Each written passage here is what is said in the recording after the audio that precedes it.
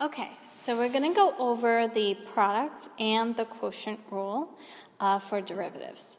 So first, the product rule for derivatives. If you see that you have a product, that means two things that are being multiplied.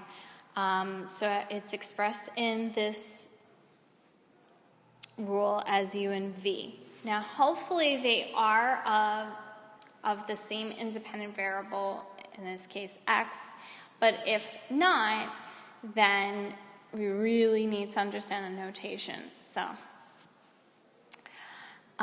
basically, if you're taking the derivative of two things that are multiplied, that means you must use your product rule. So you take the u value and you multiply it by the derivative of v with respect to x. Then you add, so product rule, you add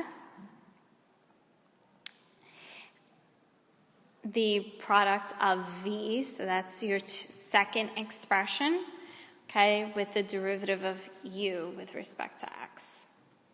So a lot of times I just clearly tell my students, okay, that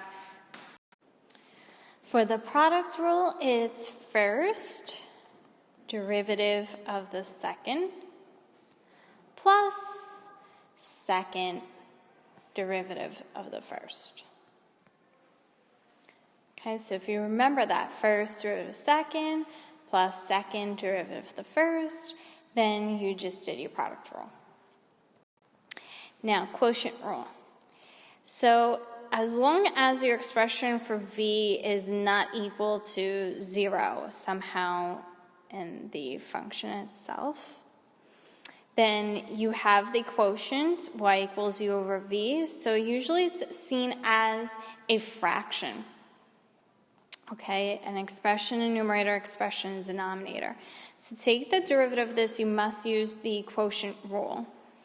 So it would be v times the derivative of u with respect to x, okay, minus, very important, minus in the quotient rule, u times the derivative of v with respect to x over v squared.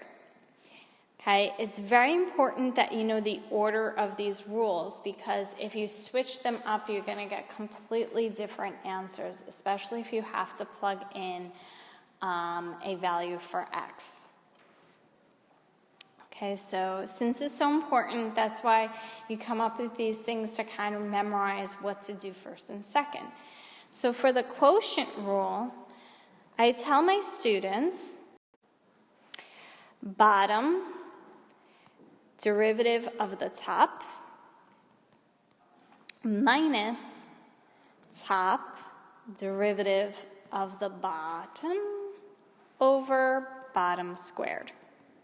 Okay, so again, bottom derivative of the top minus top derivative bottom over bottom squared.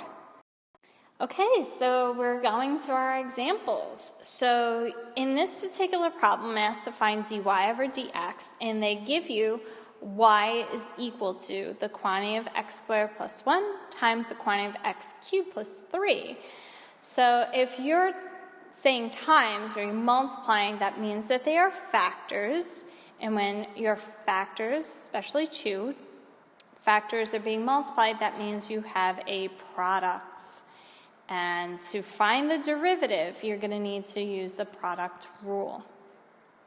Okay, so first derivative of the second plus second derivative of the first.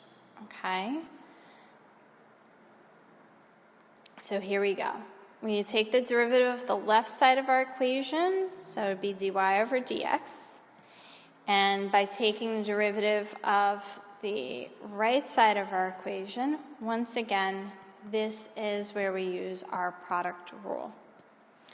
And once again, I'm going to say we're going to have the first expression times the derivative of the second. So by using the power rule, we get 3x squared plus, always plus for your product rule,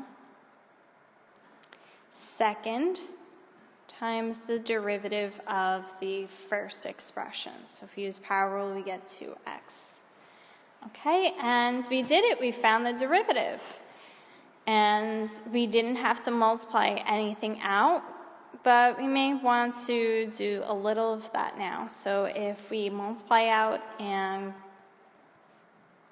take a look, we can combine some terms here. So dy over dx is 5x to the fourth plus 3x squared plus 6x. Ta-da! You need to know product rule. Okay, now we need to know quotient rule. Okay, if you didn't get down the last example, the work or the answer, please make sure that you get it down before you start this one. So they're asking, again, for dy over dx, and y is given as a fraction. So it's numerator divided by denominator. That implies that we have a quotient here. So we need to use quotient rule to find the derivative. So we have to take the derivative of the left side of the equation and the right side. Now, you don't need to notate this. I forgot to say that in my last example, but I just wanted to show you we do take the derivatives of both sides of the equation.